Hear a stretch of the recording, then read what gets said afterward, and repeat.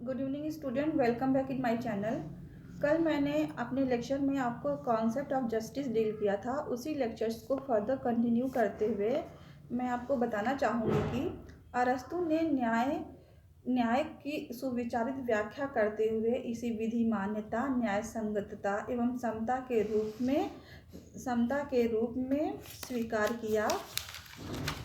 किया और विधिशास्त्री अल्पियन ने स्पष्ट किया कि न्याय प्रत्येक व्यक्ति को जिसका वह हकदार है सौंप देने की अनवरत और शाश्वत इच्छा है। According to Ulpian, justice is the constant and perpetual will to render to everyone that to which he is entitled। और इसी चीज को आगे सिसरो ने कहा है कि according to Cicero, justice is the disposition of the human mind to render to everyone his due. अर्थात सिसरो ने कहा कि न्याय प्रत्येक व्यक्ति को उसका देह सौंपने की मानव मस्तिष्क की मनोवृत्ति है। इसी प्रकार न्याय मानव मस्तिष्क का वह दृष्टिकोण है जो दूसरों के दावों को मानने के लिए न्यायप्रिय तौर पर तत्पर रहता है। न्याय की अनुभूति स्वतंत्रता परक है। According to Herbert Spencer, everyone is free to do that which he wills provided he infringes not the equal freedom of any other man। वह किसी दूसरे व्यक्ति की समान स्वतंत्रता को बाधित न करे। कांट ने इसी प्रकार न्याय की परिभाषा उन दशाओं के समुच्चय के रूप में की है जिसके अंतर्गत स्वतंत्रता की सार्वभौमिक विधि के अनुसार एक व्यक्ति की इच्छा दूसरे व्यक्ति की इच्छा के साथ जोड़ी जा सकती है। स्टूडेंट, इसके बाद कॉन्सेप्ट ऑफ जस्टिस के बाद हम देखेंगे थ्योरीज ऑफ जस्टिस कि न्याय के कौन कौन से सिद्धांत होते हैं। Theories of justice. न्याय विशुद्ध विधिक अवधारणा न होकर राजनैतिक, दार्शनिक और नैतिक अवधारणा भी है। यह देश काल की अपेक्षा के अनुरूप सामंजस्य स्थापित करने का माध्यम है। न्याय के संबंध में विभिन्न सिद्धांत प्रतिपादित किए गए हैं जो स्वयं नए परिवेश एवं विकास की पृष्ठभूमि में नवीन दृष्टिकोण आमंत्रित करते हैं। सबसे पहला है समतामूलक न्याय का सिद्धांत। न्याय के समतामूलक सिद्धांत की प्रारंभिक अवधारणा इस बात पर जोर देती है कि समान लोगों के बीच समान व्यवहार होना चाहिए। यदि इस सिद्धांत की अवहेलना की जाती है तो अन्याय उत्पन्न होगा। इस सिद्धांत के अनुसार अन्याय दो तरह से उत्पन्न हो सकते हैं। पहला, जहां समान लोगों के बीच असमान व्यवहार किया जाता है, और दूसरा जहां असमान लोगों के साथ समान व्यवहार किया जाता है। अरस्तु के इस समतामूलक वितरणात्मक न्याय के अनुसार समान लोगों में समान वितरण का तात्पर्य यह है कि विभेदीकरण की विहित कसौटी के अनुसार असमान मामलों में भिन्न व्यवहार होना चाहिए। परंतु मूल प्रश्न यह उठता है कि क्या विशिष्ट कसौटी का चयन न्यायपूर्ण है? प्लेसी वर्सेस फर्गुसन के मामले में श्वेत और श्याम लोगों के लिए अलग अलग रेल डिब्बों की व्यवस्था को अलग परंतु समान के सिद्धांत पर न्यायपूर्ण माना गया और 1896 से 1954 तक इस तरह का विभेदीकरण बर्ताव न्यायपूर्ण माना जाता रहा है। सन 1954 में मुख्य न्यायाधिपति वारेन ने लोक शैक्षिक संस्थाओं में रंग भेद के आधार पर विभेदीकरण को brown versus board of education 163 US 537 1896 के मामले में अन्यायपूर्ण घोषित करते हुए कहा है कि अलग बर्ताव कभी भी समान नहीं हो सकता। Separate can never be equal. समतामूलक न्याय की दूसरी समस्या तथ्यतः असमान स्थिति वालों के बीच समान विधि की है। यह बर्ताव असमानता को उत्पन्न कर सकता है या उसमें अभिवृद्धि कर सकता है। उदाहरण के लिए, तथ्यतः मोलभाव की क्षमता में असमान स्थिति वाले लोगों को समझौता का समान पक्षकार मानकर संविदा की अनुल्लंघनीयता पर जोर देना नियोजकों और कर्मकारों के बीच अथवा लोक प्राधिकारियों एवं व्यक्तियों के बीच कई तरह का अन्याय उत्पन्न कर सकता है।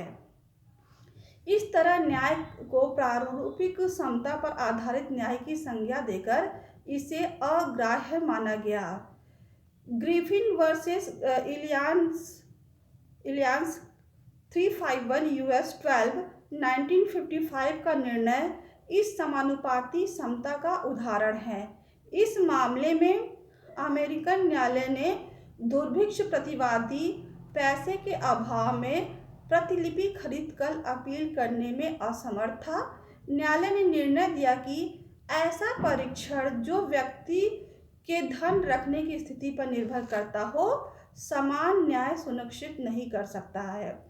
सुप्रीम कोर्ट ने इस प्रकार की भावना डगलस वर्सेस कैलिफोर्निया 372 US 353 1962 के मामले में व्यक्त करते हुए राज्य को आदेश दिया कि अपील में निर्धन व्यक्ति को विधिक सलाहकार दिया जाए। अब थ्योरीज ऑफ जस्टिस में जो सेकेंड थ्योरी है, जो दूसरा सिद्धांत है, वह है उपयोगितावादी सिद्धांत। न्याय के अन्य सिद्धांतों की तरह उपयोगिता का सिद्धांत अच्छाई या बुराई की कसौटी का मापदंड निश्चित करता है। न्याय का विशेष संबंध समाज के हित में है। बेंथम के अनुसार सार्वजनिक भलाई विधायी बहस की नींव होनी चाहिए। बेंथम के अनुसार सारे कृत्य आनंद और कष्ट से नियंत्रित हैं। आनंद और दुख यह निर्धारित करते हैं कि हमें क्या करना चाहिए अथवा क्या करने से विरत रहना चाहिए। आनंद और कष्ट की मात्रा के अनुसार किसी कृत्य की अच्छाई या बुराई आंकी जाती है। बेंथम के अनुसार उपयोगितावाद वह सिद्धांत है जो प्रश्नगत हित के पक्षकार के आनंद की वृद्धि या ह्रास करने वाली प्रवृत्ति के प्रत्येक कृत्य को अनुमोदित या अस्वीकृत करता है।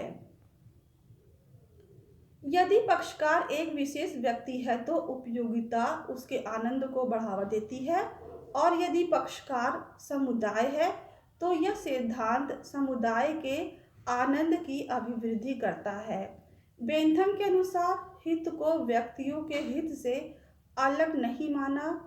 सामुदायिक हित का तात्पर्य समुदाय बनाने वाले अनेक सदस्यों के हितों का योग है। उपयोगिता के सिद्धांत के अनुसार सरकार का कार्य आनंद के उपयोग की वृद्धि और कष्ट के विरुद्ध सुरक्षा प्रदान करते हुए समाज के आनंद को प्रश्रय देना है।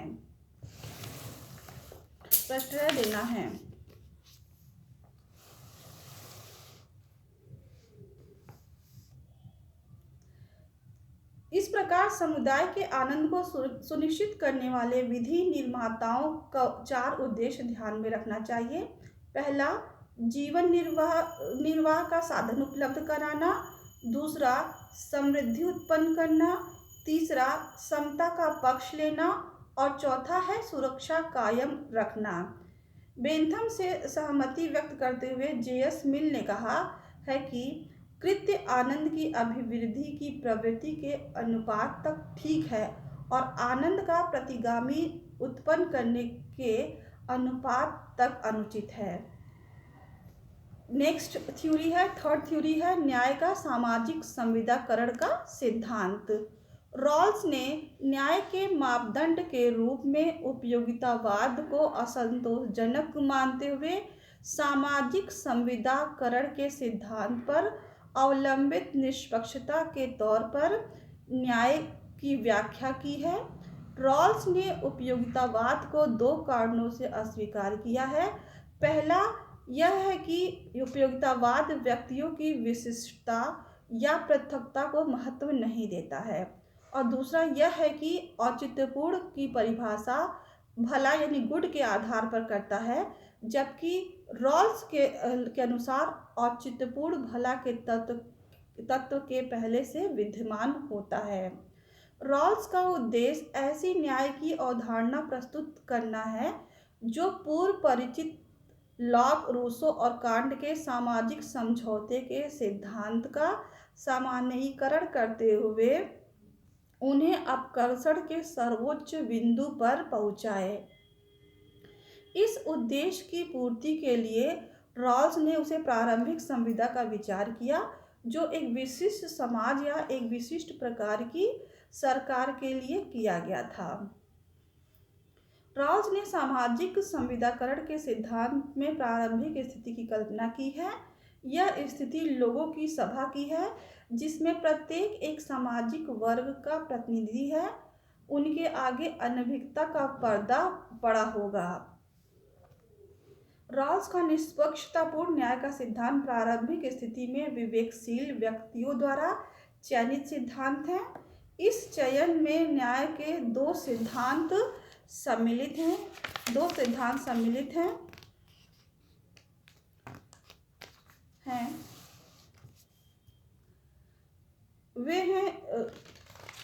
सम्मिलित हैं।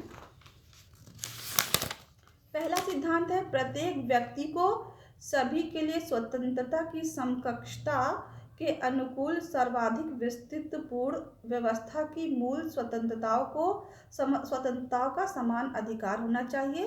और दूसरा सिद्धांत है कि सामाजिक और आर्थिक विषमताओं को इस प्रकार व्यवस्थित करना चाहिए कि वे दोनों ही उचित बचत के सिद्धांत से संगत रहते हुए कम से कम लाभप्रद स्थिति वाले को सर्वाधिक लाभ हो। और दूसरा है अवसर की उचित समता की दशाओं के अंतर्गत सभी के लिए खुले पदों और स्थितियों से संबद्ध हो।